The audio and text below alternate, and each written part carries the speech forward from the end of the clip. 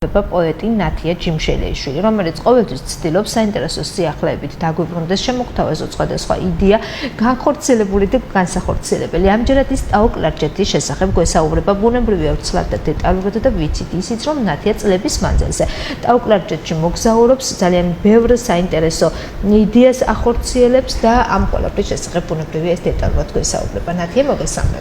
დიდი მადლობა მოწვევისთვის, მოგესალმებით ჩვენს ძვირფას ტელემაყურებელს, რომელიც მომენატრა აქედან რომ მივესალმო და კიდევ ერთხელ უღრმესი მადლობა ამ თემასთან დაკავშირებით, რომ ესე იგი შედგება დღეს თქვენთან ერთად საუბარი.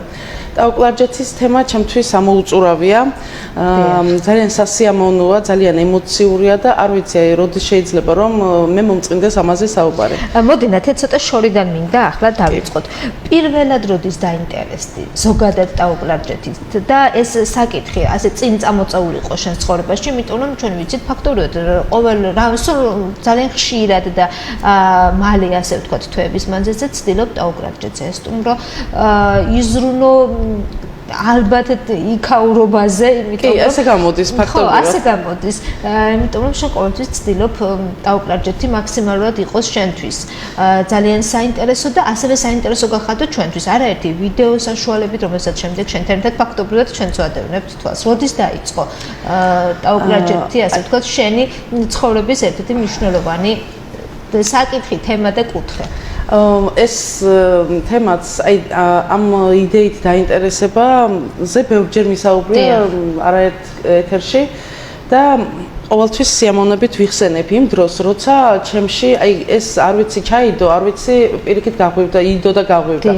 მე მაშინ ვიყავი მე-7 კლასში ალბათ, ან მე-6 მე-7 კლასში, როდესაც ისტორიის გაკვეთილზე დავაგვიანე. რამდენჯერ მაქვს ნათქვამი, მაგრამ კიდევ სიამოვნებით მოვყვები ამ ისტორიას.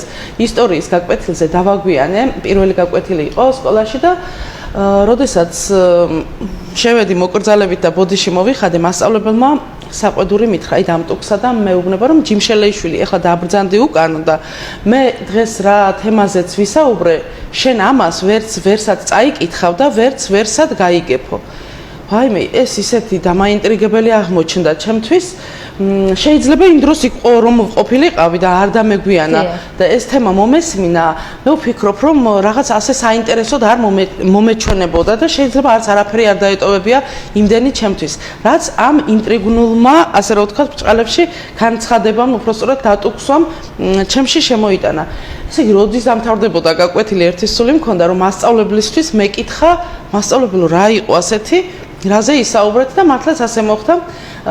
შევაჩერე მასწავლებელი, როდესაც ბავშვები გაიფანტნენ დერეფანში, დარჩი და ვკითხე, ნორა მასწავლებელო მეთქი, წეხან რომ თქვენ ასეთი რამ მითხარით, მაინტერესებს მეც რაზე ისაუბრეთ, თუ შეიძლება მეც რომ მითხრათ, თქო და 10 წუთიანი დასვენებები იყო, ხო და რა შეიძლებოდა ხა 10 წუთში მოესწრო მასწავლებელს და მითხრა, დაჯექიო აგერ ჩემ წინ და აუცილებლად გეტყვიო, რაზე ვისაუბრეო. ანუ მასწავლებელმა გააგრძელა იმ თემის საუბარი. ჩემთან რა იმდენად დავინტერესდი, რომ მე მასწავლებელი მოვაბრუნე, ჟურნალი ქონდა ამოდებული, იღლიაში და გადიოდა და მოვაბრუნე და ისიც რა თქმა უნდა მადლობელი ვარ, რომ ის დაჯდა ჩემთან ერთად და მითხრა, რომ ნათიაო, ჩვენო ვისაუბრეთო იმ ქართველების შესახებო, რომლებიც საქართველოს ფარგლებს გარეთ ცხოვრობენო.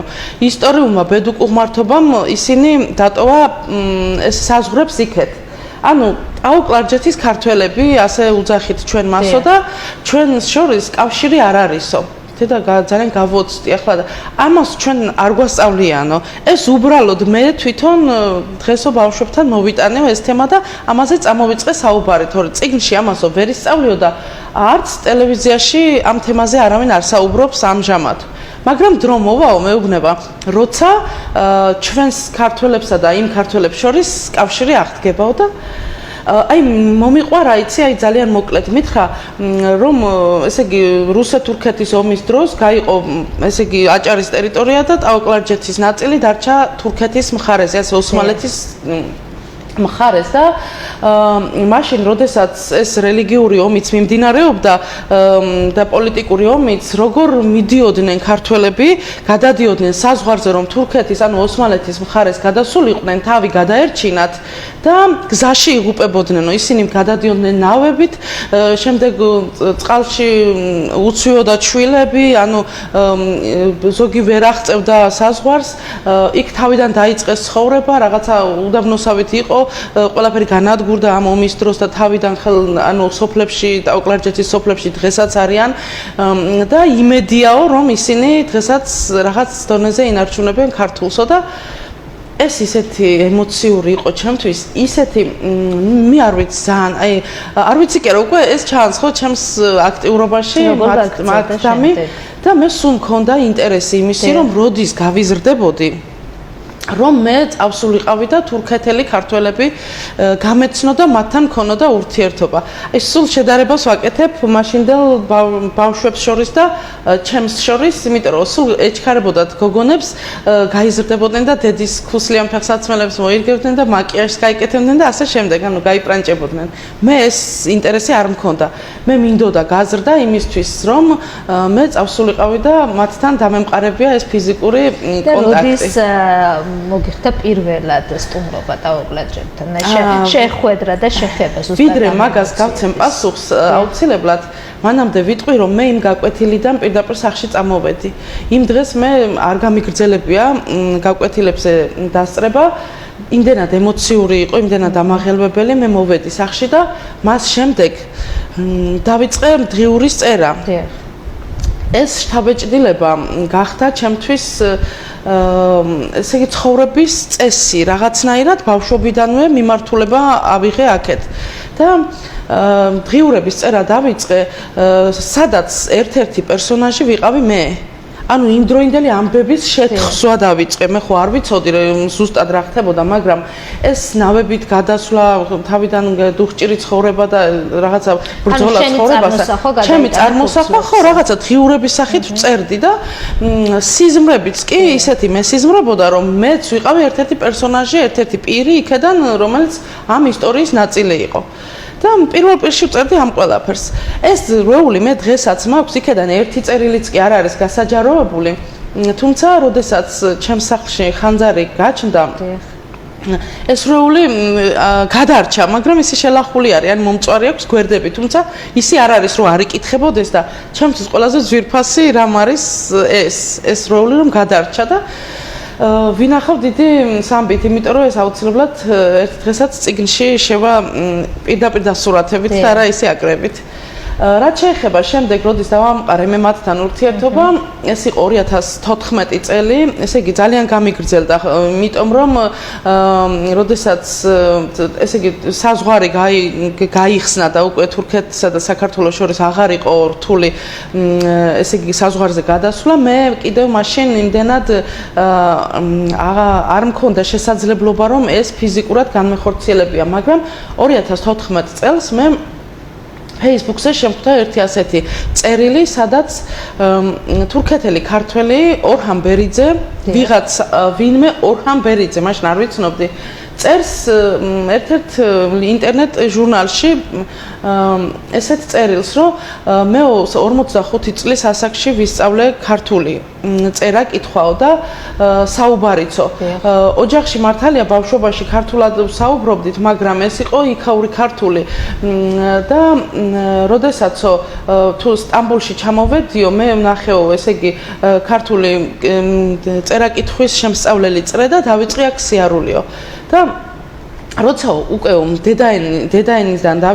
დედაენასში თოხზე მივედითო, თოხს ხო სწავლობდით, თოხზე რომ მივედითო, ჩემში მოხდა ესეთი რამეო, რომ მე წარმოვიდგინე უცებო, ჩემი წინაპრებიო სადღაც ყანაში როგორ თოხნიდნენ.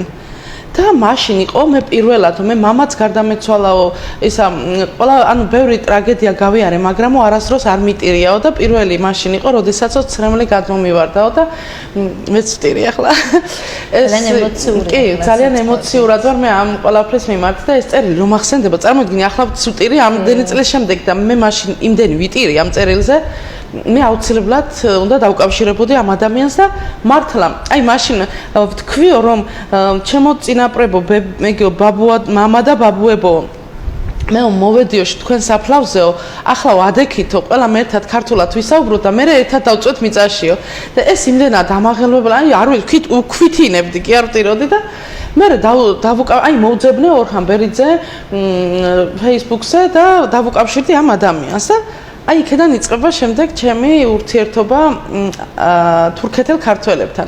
ანუ ორხანთან, ბატონ ორხანთან ეს ჩვენი დამოკიდებულება, ჩემი ურთიერთობა იყო დიდი კარის გაღება ამ უძვირფასეს საზოგადოებაში, ვისაც მე იქ ვიცნობ და მართლა ძალიან საყვარელი ადამიანები არიან. ბევრი რამ გენეტიკურად წაღებული აქვთ ჩვენთან, მაგრამ საბედნიეროდ ბევრი რაც ჩვენ უარყოფითი გვაქვს ის მათ არ აქვთ ისე ჭარბად და ძალიან მიყვარს ეს ადამიანები, რა ვიცი, ჩემთვის იქ ცუდი ქართველი არ არსებობს. აი პირველად როცა მოგიწია წასვლა, რა დაგხვდა იქ? შენთვის საინტერესო დეტალები, რასაც ახლა გაიხსენებ და მიაქცევ ყურადღებას. მე ვიდრე იქ წავიდოდი, მანამდე ჩემი ორგანიზაციის შემოქმედებით საზოგადოება მზის თეატრის 5 წლის იუბილეი იყო.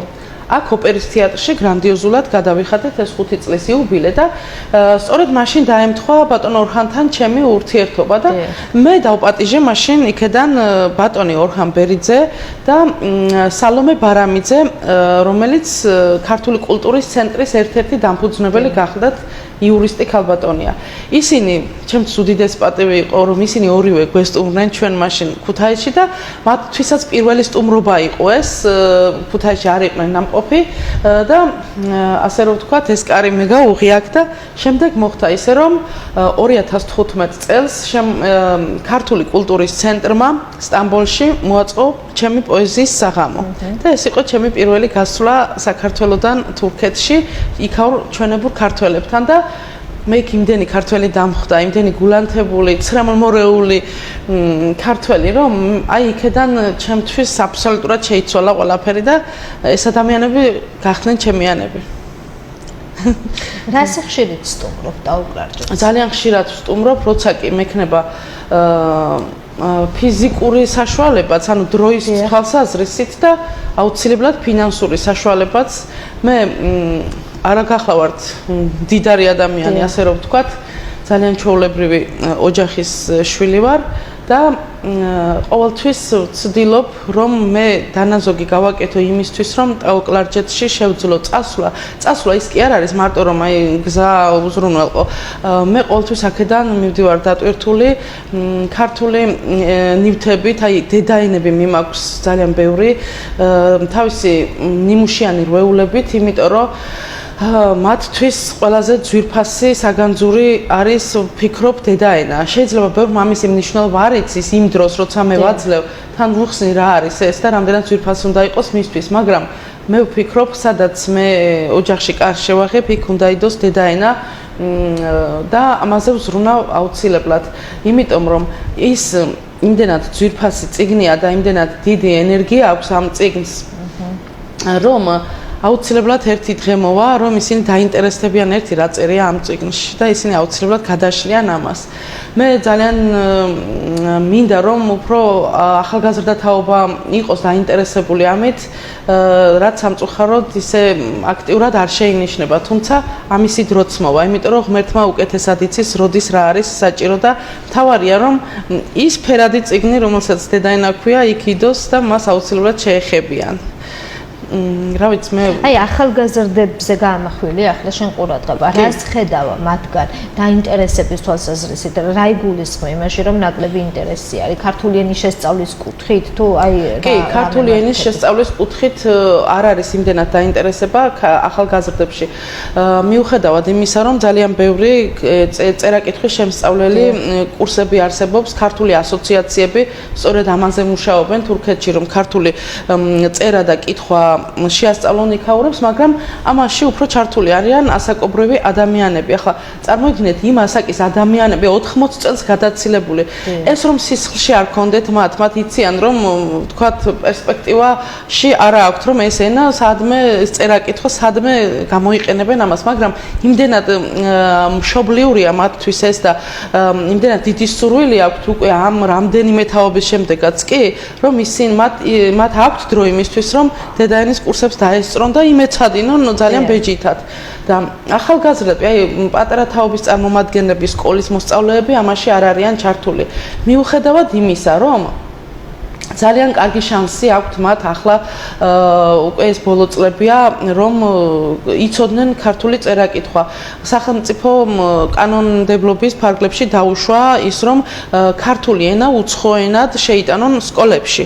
მაგრამ უნდა შეიქმნას ჯგუფები, მსურველთა ჯგუფი. აი მაგალითად 10 მსურველი ბავშვი თუ აღმოჩნდება, იმ შემთხვევაში დაუნიშნავენ მათ ქართულის მასწავლებელს და ისინი ისწავლიან ქართულს როგორც უცხო ენას, რა თქმა უნდა ასე.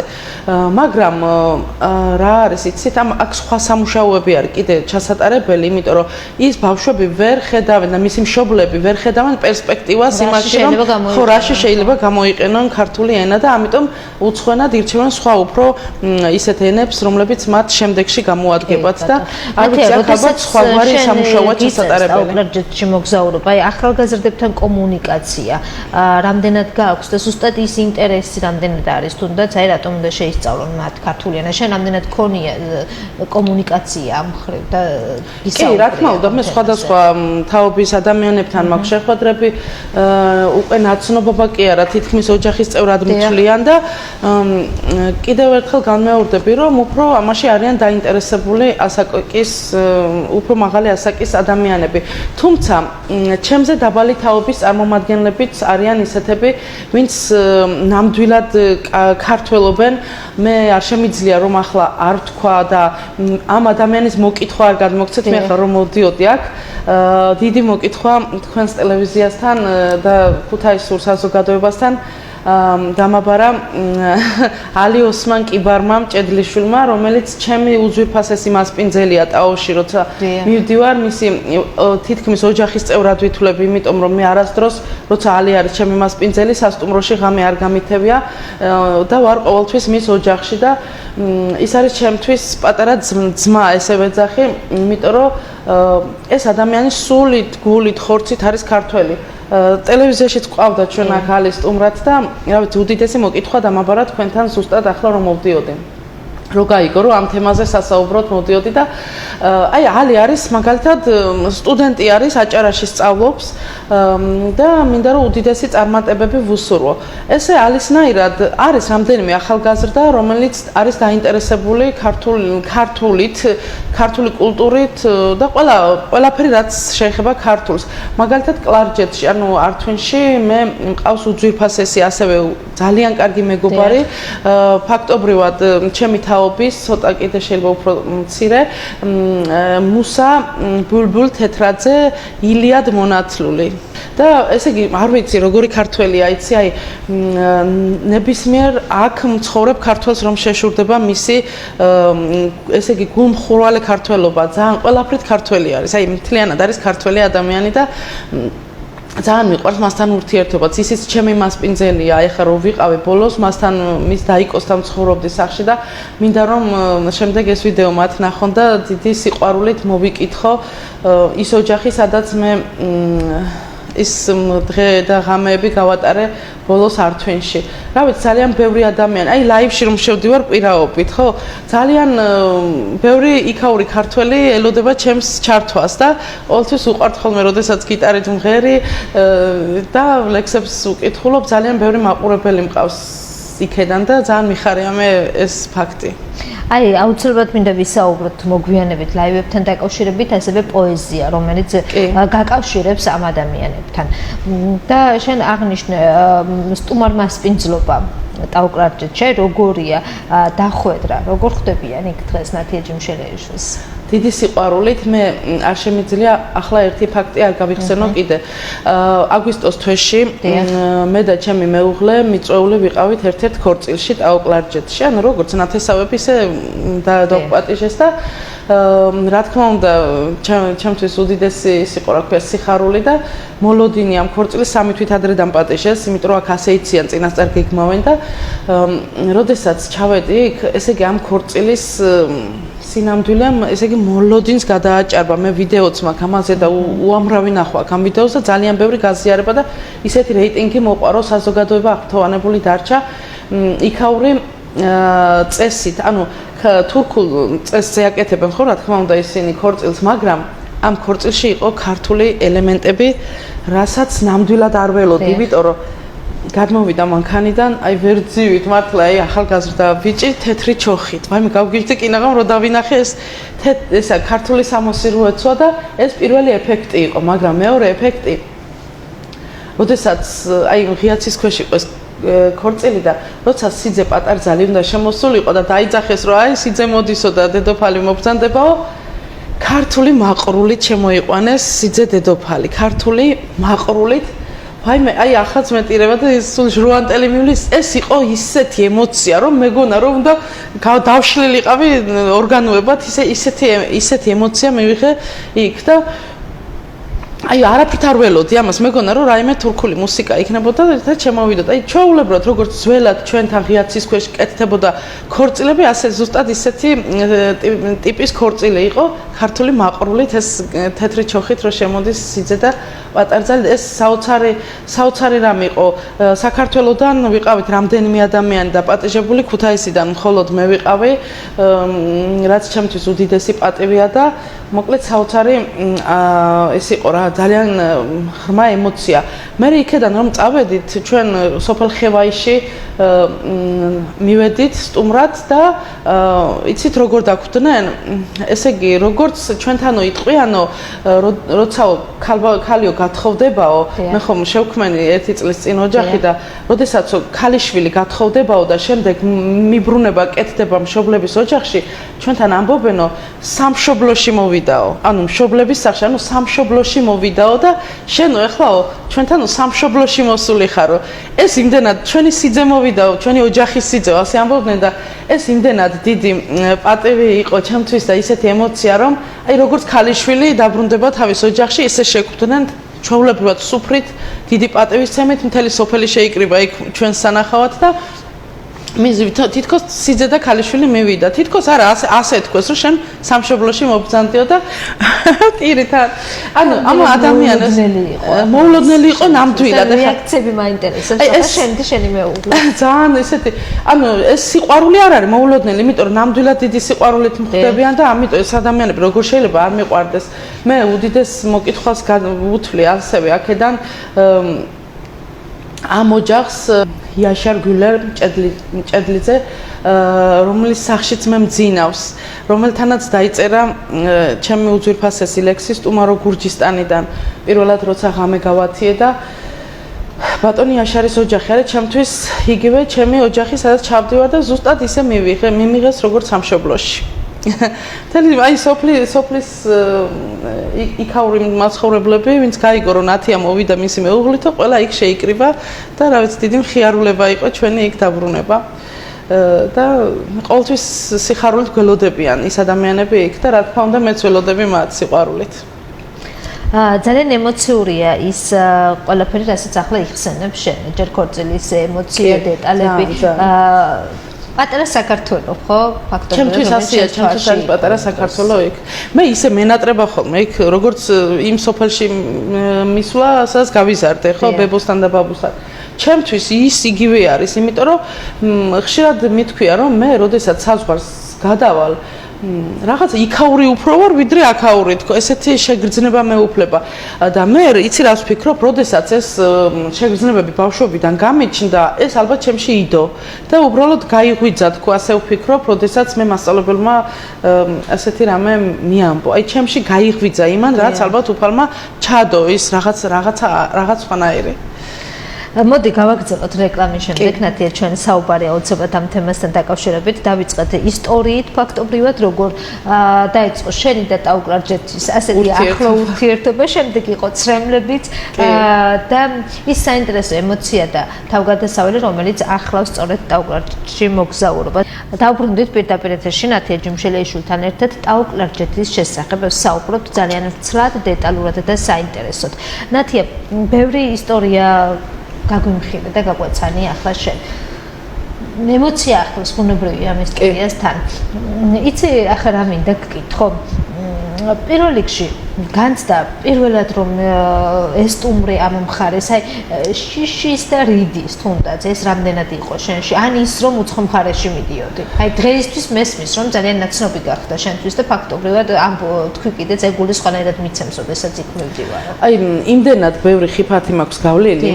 მოდი ამ ხიფათებზეც გვიანბეთ აუცილებლად კი ამ გზაზე იმდენად ბევრი ხიფათი მაქვს მე გავლილი რომ თქვენ ვერ წარმოიდგენთ ზოგიერთი ადამიანი შეიძლება ერთ დღესაც უარს იტყოდა რომ არა მე იქ მარტო ვეღარ წავალ და ასე შემდეგ მარტივი არაფერი არ არის თუნდაც ერთი მომენტი შემიძლია გავიხსენო როდესაც დედაენები მიმქონდა 50 დედაენა ერთი და იგივე სახის წიგნი ხო ახლა რა თქმა უნდა თავისი რვეულებით და საზღვარზე როცა გადავდიოდი მე გამახსნევინეს ჩანთა და რომ ნახეს ეს ერთი და იგივე სახეობის ამდენი წიგნი კონტრაბანდაში ჩამითვალეს თითქოს და მატოვებინებდნენ საზღვარზე და მე იმდენად ბევრი ვიბრძოლე ამისთვის რომ ჩემი ავტობუსიც კი წავიდა და მე დავრჩი საზღვარზე და მომიწია შემდეგ ამდენი ბრძოლის ტირილის რა ვიცი ყველაფრის შემდეგ სხვა ავტობუსს დავლოდებოდი და ჩანთები იქეთ დამახვედრეს საზღვარზე. მაშინ დამტკიცება, როგორ დაამტკიცე? იცით რა მე საგანმანათლებლო მისიით მიდიოდი. მე მომიწია ძალიან ბევრი ბრძოლა თან ადამიანმა, რომელმაც არ ვიცი ენა საფუძვლიანად და ვერ აგებინებ იმას ზუსტად შერისით ხმაც გინდა, მაგრამ იცით რა მითხეს ამ დედაენებსო დაგიწვავთო. და არ გაგატანთო ესეთი ის შემხვდა სარფის საბაჟოზე ერთ-ერთი ალბათ მორიგე პირი ვინმე ასეთი და მე ვუთხარი ქართულად და იქ გამლელებს ანუ ერთი ქალბატონი იყო ვისაც გადავათარგმნინე მე ვუთხარი ზუსტად ვუთხარი რასაც ვეუბნები მე შემიძლია ჩემი ხელით აქ თავი მოვიკლა და ამ დედაენას შენ ვერ შეეხები იმ საიმისოდ რაც ახლა შენ მითხარი ანუ შენ ამას ცეცხლს ვერ მოუკიდებ და ვერ დაწვავ.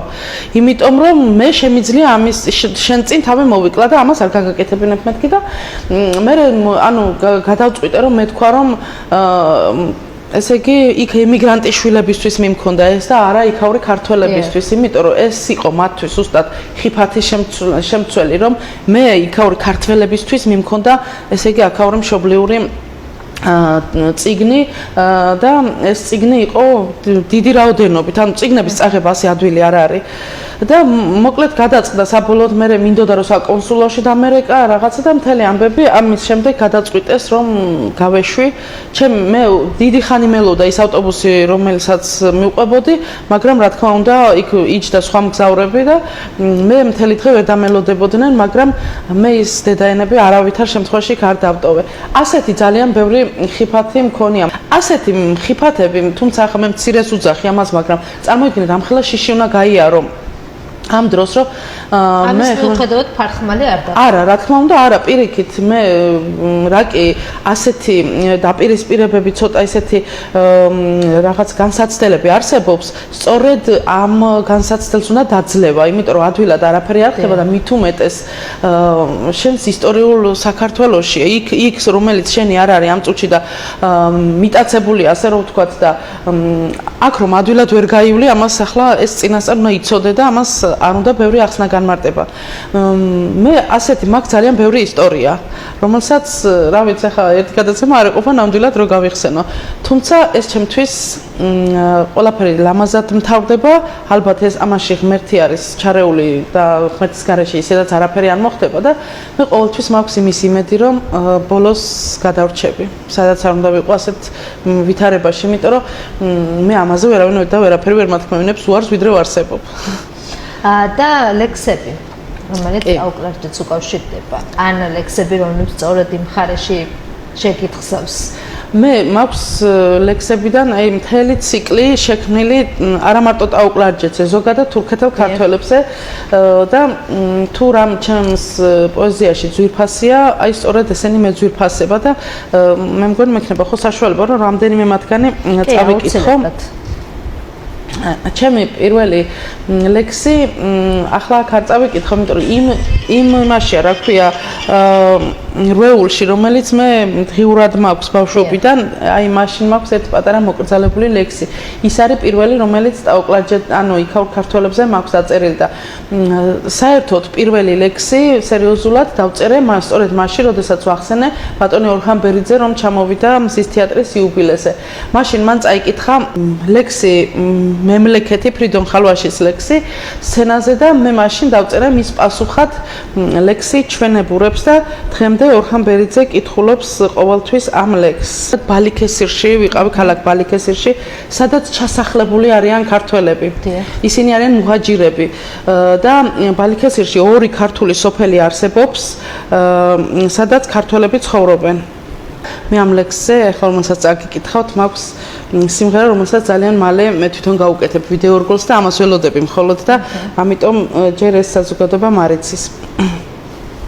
საზღვრის იქით საქართველო, მზიანო და თოვლიანო, წამო მთებში გავათენოთ, წამო ფეხით მოვიაროთ, მივდივართ, მივყვებით ფეხ და ფეხ, დღე არის ძალიან გვიანი, იქნება ეს ღამეც გათენდეს ქართულოცავ გახდე მზიანი, რადგანაც ტაოში ნისლია, გზას ფარავს წარსულის ჯანღები, ბანა და იშხანი ვისია, თუ არა ქართული ამბების, აქ სადღაც თამარის ხიდია, ნენეებს უვლიათ საიდან, წლები ღრუბლებივით მიდიან წვიმები ჩამოდის საიდან, რადგანაც ტაოში ნისლია და კლარჯეთს წარსულის ჯანღები, ხანცთა და შატბერდი ვისია, თუ არა ქართული ამბების, საზღვრის იქით საქართველო, მზიანო და თოვლიანო, წამო მთებში გავათენოთ, წამო ფეხით მოვიაროთ. გავუყევ შორგზას და ფიქრები მკლავს, თქვენ მატანთ პეშვებით გადარულგულ ხეს. გზა გრძელი განვლე და შორია კვლავ, ვაი თუ ხე გახმეს გადახვეს ხეს. შენ ანი ასწავლე მე ვეტყვი ბანს, შენ განი ასწავლე მე ვეტყვი დონს, შენ შემომაშველებ ენს ვინს და თანს, წინაპრის შვილები თუ ქართულს გთხოვს და ასე რიგრიგად შევავსებთ რკალს, ანიდან ჰოემდე გაწყვეტილ ბედს, პირველად დაწერენ სახელს და გვარს და მერე სამშობლოს, ნენეს და ღმერთს, ანბანით შევახებთ ჩარაზულ კარს, ღიმილით ჩავცელავთ ეკლიან გზებს, შენ მანი ისწავლე მე გეტყვი ნარს, ამ ციდან იმ ცაზე გავყურებთ მზეს. ეს ლექსი დავწერე სწორედ მაშინ, როდესაც დედაენების წართმების ფაქტი მოვუყევი ახლა. აი მაშინ, როდესაც მივდიოდი, ეს იყო ბალიქესირი ქალაქი და იქ ჩავიტანე ეს დედაენები. ძალიან ბევრი ანბანური სისტემა სხვადასხვა სახისა. ეს სწორედ მაგიტომ დავწერე, რომ ჩვენ ყველამ რაღაც თითო ასო უნდა ვასწავლოთ იმ ადამიანებს, რომ შემდეგ შეძლონ ღმერთის დაწერა, ნენეს დაწერა და სამშობლოს დაწერა და ამიტომ ეს იყო იქიდან გამოძახილი, რომ ამას მე მარტო ვერ გავაკეთებ, მე შენც უნდა გააკეთო და კიდე ბევრმა ადამიანმა უნდა ამაში რაღაცა ფეხი ავუწყოთ ერთმანეთს, რომ შევძლოთ იმ ეფექტის მიღება, რისთვისაც მე პირადად გავიწყე ეს, რისთვისაც ვიღაცამ დაიწყო, ვინც ამ საქმეს აკეთებს, რომ თითო ადამიანმა უნდა შევასწავლოთ მათ და შემდეგ შეიქმნება მთლიანი ანბანი, რომლითაც შეძლებენ ისინი ცხოვრებას, ქართულად წერას, კითხვას და საუბარს. ნათია, ახლა მინდა შევეხო უცებრად შენს კვირის ჩართვებს. კი. აი მაინტერესებს როგორი არის დამოკიდებულება ზოგადად საზოგადოების მხრიდან და განსაკუთრებით თურქეთელი ქართველები გიყურებენ თუ არა? ხო, აი კვირის ლაივ პოეზია, ეს არის ჩემთვის უკვე რამდენიმე წელია მე ამას ვაკეთებ და ყოველ კვირას 11 საათიდან 12 საათამდე, ანუ 1 საათი ეს მთელი კვირის განვლილი რაღაცა რუტინა ძალიან ბევრი ემიგრანტიც მიყურებს და რა თქმა უნდა ადგილობრივი ქართველები, მეგობრები ძირითადად, რომლებიც სულ ელოდებიან ამ ლაივს და მათ შორის არიან თურქეთელი ქართველები. ჩემთვის რა თქმა უნდა ყველა ძვირფასია ემიგრანტიც, აქაური ქართველიც, მაგრამ იცი რისი თქმა მინდა და რატომ არიან ისინი უფრო ძვირფასები კი არა და მეტად ძვირფასები, იმიტომ რომ მათ ესე იგი უფრო მეტად წყურიათ, რომ თავის მშობლიურ, თავის ისტორიულ სამშობლოსთან კონდეთ კავშირი სხვადასხვა მეთოდებით და ერთ-ერთი რომ აი ეს საშუალებაც აღმოჩნდა მათთვის, რომ ის 1 საათი თვალმოუშორებლად უყურებენ, თქვათ, ჩემს ლაივს, ჩემს ჩართვებს, ხო? აი ეს არის ძალიან დიდი ბედნიერება ჩემთვის, რომ ის 1 საათი მათთვის შეიძლება მთელი კვირის რაღაცა საგზალი აღმოჩნდეს შემდეგ მეორე კვირამდე და რა ვიცი თუ მათთვის სასიამოვნო არ არის ეს, ხო, არც არავინ არ აძალებთ რომ უყურონ და ყოველთვის ერთვებიან, ითხოვენ, აი ეს წაგვიკითხე, ახლა ეს გვიმღერე და ასე შემდეგ და ერთვებიან ამ ყველაფერში. ის კი არა და გუშინ ალიმ დაწერა ესეთი რაღაცა, ანუ უკვე ქართული ამბებით ესე იგი არიან დაინტერესებული თვითონ თუნდაც პოლიტიკური ამბებით, თუნდაც შემოქმედებითი, თუნდაც აი ენასთან დაკავშირებული ამბებით ქართულ ენასთან. მაგალითად, აი მეგრულ და სვანურ ენებზე ქონდა საუბარი გუშინდელ ლაივში და ის რომ ეს ქართველური ენებია და რომ ჩვენთვის ძალიან ძვირფასია და რომ არ უნდა დაიკარგოს, ალის რაღაც ინფორმაცია ქონია ბოლო დროს მოსმენილი ამასთან დაკავშირებით და აი შემოგვაშველა ეს თავისი, ანუ ჩართულობა იყო აქტიური მისგან და ჩემთვის ძალიან სასიამოვნოა, იმიტომ რომ მას რომ ეს თემები აინტერესებს ისევე როგორც თითოეულ ჩვენგანს, ვინც აქ საქართველოს ქართველები ვართ და აი ეს არის ზუსტად ამ მუშაობის შედეგი. თორემ მე ახლა ტაუკლარჯიც კი ვერ დავიბრუნებ. მე ამ კუთხით, აი, როდესაც შენ რამდენიმე ადამიანის ცნობიერებას დაიბრუნებ, ჩათვალე რომ ყველაფერი მზად არის თითქმის. ისინი შემდეგ სხვას გადასცემენ ამას და ასე შემდეგ. მე მაგალითად აი დედაენებთან დაკავშირებით მინდა გითხრა, ერთ-ერთი ბიჭი, რომელიც ჩვენთვის მძღოლი იყო, გვემსახურებოდა მთელი 3-4 დღის განმავლობაში, ჩემი შვილებიც ჩავთე მე ამაში. ანუ ისინიც მიმყავს ხოლმე, როცა მაქვს უფრო მეტი საშუალება რომ წავიყვანო, ფინანსური საშუალება რა თქმა უნდა, იმიტომ რომ თუ კი ერთ ადამიანს ამდენი მჭირდება 2-3-ს უფრო მეტი გჭირდება რა თქმა უნდა და ჩემი შვილები და ჩემი აი ბესო თოდრაძე ის ძალიან საყვარელი ბიჭი გურული რომელიც ჩემი შვილობილი ასე უძახი მე და ძალიან მიყვარს ერთ დღეს ბესო და მათე მყავდა წაყვანილი და იქ ახალგაზრდა ბიჭი რომელიც ჩვენ მანქანით გვემსახურებოდა დედაენა ვაჩუქე, აი მანქანაში გადავეცი დედაენა და მე ვუთხარი რომ ეს არის შენი წინაპრების ენა, სადაც შეგიძლია ისწავლო წერა და კითხვა და ავუხსენი ამისი მნიშვნელობა თუ რამდენად დიდი ფასი და ღირებულება ქონდა ამ წიგნს რომ ის მის სახში იქნებოდა. ეს ჩათვალე, მე ვუთხარი როგორც რელიგიური წიგნი არის შენთვის ძვირფასი ოჯახში, ისევე არის დედაენა და ამ წიგნს მოუფრთხილდი მეთქი და მოხდა ისეთი რა, ერთ-ერთ სოფელში ავედით ბალხი არის სოფელი, ქართული სოფელი, ტაოში ყველაზე მაღალი სოფელი, რომელიც რა ვიცი, ზღვის დონიდან ძალიან მაღლა არის და 1500 თუ 1700 მეტრზე არის ზღვის დონიდან და ერთ-ერთი ძალიან დილა, ადრიანი დილა არის და რო წავედით ამ სოფლიდან უნდა გადავხედოთ და მთების ზევითა ვართ, ანუ მთები ქვევით მოჩანს და სულ აი ნისლებში ვართ და უყურებ ვიდეოშიც ჩანს ეს ძალიან კარგად რომ ეს ბიჭი გადმოვიდა მანქანიდან და ჩვენი თანმხლები აჭარელი სტუმარი რომელიც იყო აი იმას ეკითხება რომ აქ რა წერიაო ამიხსენიო და ის უხსნის რომ აქ წერია ასე უხსნის აი ია ახლა აქეთ გადაშე თი აქო წერია თიო აქო წერიაო თხაო და უმართლოს ახლა ასწავლოს მე ვუყურებ ამ სურათს და ესე იგი წარმოიდგინე იცი როგორ ცუდად გავხდი გამახსენდა ის რო არის რა ქვია ქართული ფილმი მამლუქი და ხვიჩა ეს კადრი და აი ტიროდი ცრომლები წამომივიდა და მივედი და ჩავერთე რა თქმა უნდა შემდეგ ამ წერა-კითხვის სწავლის პროცესი იყო და ეს გაგრძელდა რა თქმა უნდა არ იმდენად დააინტერესა ამ ბიჭს რომ ესე იგი თვითონ არ მოინდომა რომ წიგნი ხელიდან გაეშვა და მე შემდეგ გაიღო ეს წიგნი და თქვა მე აუცილებლადო ამასო ვისწავლიო და დიდი ინტერესიო გამიჩნდაო წარმოიდგინე ეს მოხდა იმ დროს მე გამიჩნდა ინტერესიო რომ ყველაფერიო ვიღონო იმისთვის რომ ტაოში ქართული წერა-კითხვის შემსწავლელი კურსი გავაკეთო და ჩემტოლებსო ეს ვასწავლო.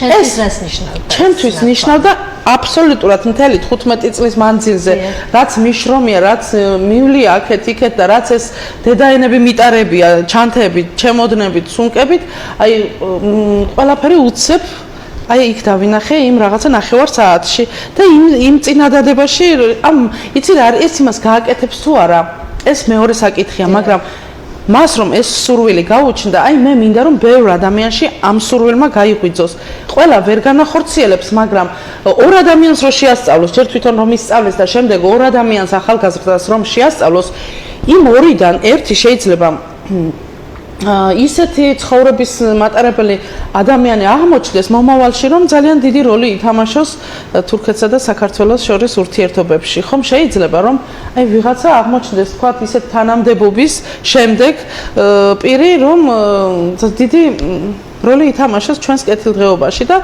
ამას ძალიან დიდი მნიშვნელობა აქვს იმიტომ ვამბობ მე ტაოკლარჯეთს კი ვერ დავაბრუნებ ან და ვინც ახლა ჩემნაირად მოღვაწეობს ამას კი ვერ შეძლებს მაგრამ მათ ადამიანებს შორის უნდა ააშენონ პატარა ხიდები რომლებზეც შემდეგ მომავალში გავლა და გამოვლა ძალიან ადვილი იქნება შენ როგორ შეაფასებ ნათია მთელი 15 წელს რომელიც გაკავშირებს ტაოკლარჯეთთან ალბათ არაერთი ფაქტია ხო შენ ხიფათებზეც ისაუბრე თავიდან სირთულეები რაც ახდა თან ამ საქმიანობის წამოწყებას ასე ვთქვათ დღეს რა ეტაპზეა შენი და ტაოკლარჯეთის ურთიერთობა თურქეთელი ქართველები და ნათია ჯიმშელეიშვილი ახლა ერთ რაღაცას მინდა კიდე ხაზი გავუსვა არიან ადამიანები რომლებიც აღტაცებული არიან ჩინოვნიკებთან ურთიერთობით და მათთან თუ გადაიღებენ ფოტოებს ეს რაღაცა არ ვიცი მათ ალბომში ალბათ განსაკუთრებული ადგილი უჭირავთ. ჩემთვის აბსოლუტურად ძალიან ნულის ტოლფასია ეს მიდგომა. მე ძალიან ბევრ თანამდებობის პირს იქაურ მერებს ვიცნობ, მერებს. ჩემთვის ამას ძალიან დიდი მნიშვნელობა არ აქვს. მე ისე ჩავალ და ჩამოვალ ტაოკლარჯეთში ნებისმიერ დროს შემიძლია მათთან კარი შევახო რაღაცა მქონი ესეთ მომენტებიც და აწეც მექნება რა თქმა უნდა, მაგრამ დიდად ღირებული ეს არ გახლავთ ჩემთვის. ეს უფრო ცოტა მეტიჩრობას გააქვს ალბათ ჩემი თვალთახედვით. ჩემთვის ძალიან დიდი მნიშვნელობა აქვს იმ ადამიანებს, რომლებიც არიან უბრალოდ მოქალაქეები იმ სოფლებში რომ ცხოვრობენ და შემოინახეს ყოველგვარი კულტურა არა მარტო ენის, არამედ საკვების კულტურა, ანუ აბსოლუტურად ყველაფერი. იქედან რომ მე ბევრ რამეს ვსწავლობ ქართულს და ეს რომ მან შეინახეს. აი მე მინდა რომ იმ ადამიანებში მქონდეს ესე იგი რაღაცა უფრო დიდი სიყვარული, ვისაც შეუძლია გადასცეს თქვა თავის მეგობარს, თავის ოჯახის წევრს, თავის მეზობელს. აი იმ ადამიანებთან, ვისთანაც მე დავდივარ სოფლებში, ოჯახებში, ყანაში თუნდაც რომ თოხნის და იმ დროს მივალ და მე მასთან ვისაუბრებ და გავაცნობ თავს როგორც ქართველი და ავუხსნი თუ რამდენად დიდი სიყვარული მაქვს მისი და ასევე უკან სიყვარული უნდა გქონდეს მას მისი ისტორიული სამშობლოსი. მასში რომ აღმოვაჩენ მე იმას რომ თუნდაც მასაც ყვარებია მისი წინაპრების სამშობლო და ბაბაებისგან და ნენეებისგან რა ახსოვს. მე ამას ვერც ერთი ჰავსტუხიანი ადამიანისგან ვერ გავიგებ. მე ძალიან მიყვარს იმ უბრალო ადამიანებთან ურთიერთობა და ამისთვის კლდეს და ღრეს გავდივარ, ძალიან საშიში გზებს გავდივარ, რომ მე მათ ადგილსამყოფელამდე მივაღწიო და მათ რომ ჩავეხუტო. ძალიან მიყვარს ესეთ ადამიანებთან ურთიერთობა და აი მათი არსებობა არის ჩემთვის უფრო დიდად ღირებული და მათთან ურთიერთობები. იმიტომ რომ ისინი შეძლებენ დაიბრუნონ ცნობიერებაში თავისი სამშობლო, ხალხს აქვს ძალიან დიდი ძალა და იმ ხალხში არის სიყვარული. მე რაც მივიღე იმ ადამიანებიდან მივიღე. სწორედ ამიტომ მიყვარს მე უბრალო ადამიანებთან ურთიერთობა. სხვათა შორის როგორც ტაოკლარჯეთში აქაც ძალიან უბრალო ადამიანებთან მიყვარს ყოველთვის ურთიერთობა და ბავშვობიდან მაქვს ესეთი ხასიათი. აი თუ ვინმე იყო ისეთი ხელმოკლე ადამიანი ოჯახური სიდუხჭირე თუ ქონდა ვთქვათ ვიღაცა რო დასახმარებელი იყო ხო არა მარტო ფინანსურად შეიძლება ისედაც რაღაც შენ შეგეძლო იმაზე მეტი და აი ასეთ ადამიანებთან ურთიერთობა მიყვარდა ოღონდ ცუდი გაგებით არ გაიგოს ახლა ზოგიერთმა მათგანმა ანუ მე რომ მასზე მეტი ვიყავი და იქ უპირატესად გრძნობდი თავს არა პირიქით მე მსიამოვნებდა რომ მას რაღაცას გავუკეთებდი ისეც რითაც დავეხმარებოდი სულ ესეთი ვარ ბოლომდე ხასიათით ძალიან მნიშვნელოვანია ეს ჩემთვის ნათია ძალიან დიდი მადლობა ესეთი საინტერესო საუბრისთვის მე ვფიქრობ ვერ ამოვწურავთ ზოგადად არა მე ნამდვილად ვერ ამოვწურავ დღე-დაღამე შემიძლია ვისაუბროთ მაგრამ ძალიან ბევრი რამ გავიგეთ შენგან როგორც მე ასევე მაყურებელმა დღევანდელი სტუმრობით და საუბრეთ და მინდა აუცილებლად გისურვო წარმატებები და აქვე კითხავ, მომდევნო სტუმრობა როდის გაქვს ტაოკლარჯეთში? ტაოკლარჯეთში ახლა უკვე ზაფხულში აუცილებლად წავალ, თუმცა მანამდე სტამბოლში მაქვს დაგეგმილი იქაურ ქართველებთან წასვლა, ასოციაციებთან, რაღაც გარკვეული მიზნები გვაქვს, ძალიან კარგი იდეები და მანამდე მომიწევს რა თქმა უნდა და შემდეგ ტაოკლარჯეთში ისევ მოგზაურობა, იმიტომ რომ ძალიან ბევრი მასალა და ინფორმაცია კიდევ აქეთ მაქვს ჩამოსატანი და ერთი რამ მინდა გავიხსენო. აი, გავიხსენო კი რა აღნიშნო, ძალიან ბევრი მაყურებელი ყავს ჩემს ვიდეოებს, აი მართლა ძალიან და იქედან მიცნობენ ადამიანები ზოგჯერ აი საიდან მეცნობი აი ვიდეოდან იქ ტაოკლარჯეთის თქვენს ვიდეოებს უყურებ და ძალიან ბევრი ადამიანი გზაში ქუჩაში მაჩერებს საამისოდ და ერთხელ ალის ქონია თურმე ესეთი შემთხვევა ბათუმში მინდა რომ ეს გავიხსენო მოვდივარ ერთხელ გზაშიო და ფეხით და მანქანა გამიჩერაო და მეუბნებაო რომ თქვენო ის ბიჭი არა ხართო აი ახალგაზრდა გოგო რო არისო ნათიაო ვიდეოებს უყურებო იმ ვიდეოებშიო თქვენო ხედავთო და კიო მე ვთხარიო ის ბიჭი ვარო კი ალი ვარო და ვაიმე როგორ მინდოდაო თქვენი გაცნობაო და ძალიან გთხოვთო იქნებო ის ნათიაც გამაცნოთო ძალიან მინდა მისი გაცნობაო და აი დაჯექიო და სადაც გინდა ეგ წაგიყვანო და ეს სიმხელა სიყვარული იყო მითხრა თვითონ ალიმ რაღაცა ისეო ძალიან მე წამიყვანაო ამ კაცმა სადაც უთხარიო მივდიოდიო და ბევრი ვისაუბრეთო ანუ თქვენზეცო ამ საქმეზე საერთოდ ზოგადად რასაც ვაკეთებ და ამაზე დიდი სიყვარული ხო არაფერი არა და მე ძალიან ბევრი მხვდება მაგალითად მოედანზე ერთხელ ვიღაც კაცი ჩამოვიდა მარშრუტიდან და მე გზაზე ვიდექი სხვა მარშრუტს ველოდებოდი და ეს კაცი მოვიდა უცებ ჩემთან რაღაც ისტერიულად მოვარდა და პირდაპირ რადგან დაიჩოქა მუხლებზე მე ამაზე სტატუსიც მაქვს გაკეთებული იქ სტატუსი კი არა ვიდეო ჩავწერე გავგიჟდი ისე ის იყო რა ქვია ემოცია ქონდა ამ კაცს და აი მუხლებზე დადგა უცებ და წამოვაშველი მე მეგონა რომ წაიქცა ასეთი ის გამიჩნდა და უცებ წამოვაშველე და მითხრა რომ შენს ვიდეოებს უყურებო გადმოწერილი ვიდეოებს აი გადმოწერილი მაქვს და ჩემი ქვეყანაო ისე მიყვარსო ასე ეს კაცი მიხსნის აი მე არ ვიციო შენ რა უნდა გითხო სულ მინდოდა ოცნებად მქონდა რომ სადმე შემხედროდიო და აი ხო მარშრუტიდან დაგინახე და იმიტომ ჩამოვედიო გაიგე და პირდაპირ ისტერიულად მოვარდა და მუხლებზე დავარდა იმიტომ მეგონა რომ წაიქცა და აი ამის გამო ჩამოვედი მარშრუტიდან რომ ესე მადლობა გადამეხადა შენთვისო და ასეთი ემოციები როცა აქვს ადამიანებს მე როგორ შემიძლია ხა რაღაცა ამ თემაზე უარი ვთქვა აი როგორ შევაფასებ ჩემს აი რა უპასუხე ამ არა და წამოვაყენე უცებ და ისე შემრცხვა ძალიან იმიტომ რომ გაჩერებაზე ვიდექით და ხალხი იდგა და ისე ძალიან შემრცხვა რომ არ ვიცი ძალიან და მე რა თქმა უნდა მადლობა გადავუხადე და მე ამ კაცმა რა ვიცი ფოტოები გადაიღო თავის ტელეფონით და ისა ვერაფერი, აი მადლობის გარდა ვერაფერი, იმიტომ რომ მე თვითონ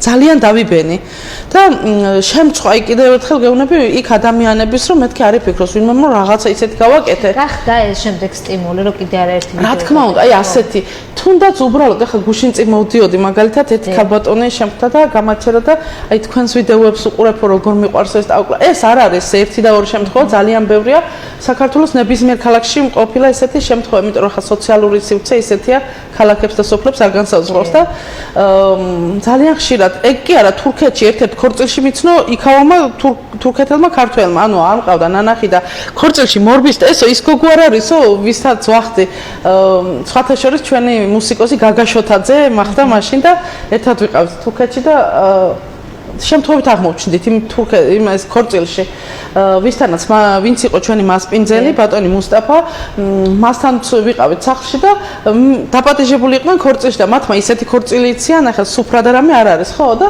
რაღაც სულ ცეკვა და ესე შემდეგ და წაგვიყვანა ჩვენც წამოდითო გაჩვენებთ იქაურ ქორწილსო და ანუ აბსოლუტურად უცხო ადამიანი ვიყავი და ვიღაცა მორბის და ბატონ მუსტაფას ეუბნება ესო ხომ ის გოგოა ვიდეოებს რო აკეთებსო ქართველებზეო და მივიყვანეო გამაცანიო და ეს ეხა წარმოიდგინე ძალიან დიდი სიხარულია იმიტომ რომ ის კი არა რომ მე მიცნეს ანუ მიზეზი არის მთავარი რატომ მიცნეს რომ ეს მათთვისაც ძალიან მნიშვნელოვანი არის ეს საქმე და ეს მახარებს რომ მე როდესაც მეტყვიან ხოლმე რომ ეს არის მოღვაწეობა საზოგადო მოღვაწეობა ბატონმა თემურ ძიძიგულმა და ბატონმა ალეკო შენგელიამ ეს საზოგადო მოღვაწეობად დაასახელა ჩემი ეს ურთიერთობები თურქეთელ ქართველებთან და მაშინ რა თქმა უნდა გადაჭარბებად მივიღე და რაღაცა მე ვუთხარი რომ ეს ხმამაღალი იყო და ეს უბრალოდ ჩემი სურვილებით გაკეთებული რაკია ანუ ჩემს სურვილებს ვემსახურები ამიტომ მგონია რომ ეს არ იყო ასე თუმცა ეხლა რომ მკითხე როგორ შეაფასებდი შენს მე დღეს მაინც ვფიქრობ რომ ეს არის მოღვაწეობა იმიტომ რომ აქ იმდენი სირთულე არის გადასალახი რომ ამას 8 წელი ჭირდება. კი, წლებია, ამას ვაკეთებ 15 წელია უკვე და ამას ჭირდება 8 წელი. ეს არის 8 წელი. ნათია, წარმატებები შენ ამ საქმეში. მე ხიფათებიც ახსენე, თავგადასავლები ახსენე და სიყვარული, რომელიც მოიპოვე. და დაიმსახურე, ხო? მთელი ამ წლებიდან გამომდინარე. შენ ქორწილთან დაკავშირებით ისაუბრე, ქართულ ელემენტებზე ისაუბრე და იმ დამოკიდებულებებზე, რაც ხდება იქ. სტუმარ მასპინძლობის წესებზე. ასევე ფაქტობრივად გვამოგზაურე მე და მაყურებელი ახლა ტაუკლარჭეთში შენთან ერთად. პრინციპში ეს მოგზაურობები ჩვენ არ გვაკლია, როდესაც შენს ვიდეოებს ვატარებთ თვალს. წარმატებები ამ მხრივ და არა მხოლოდ ამ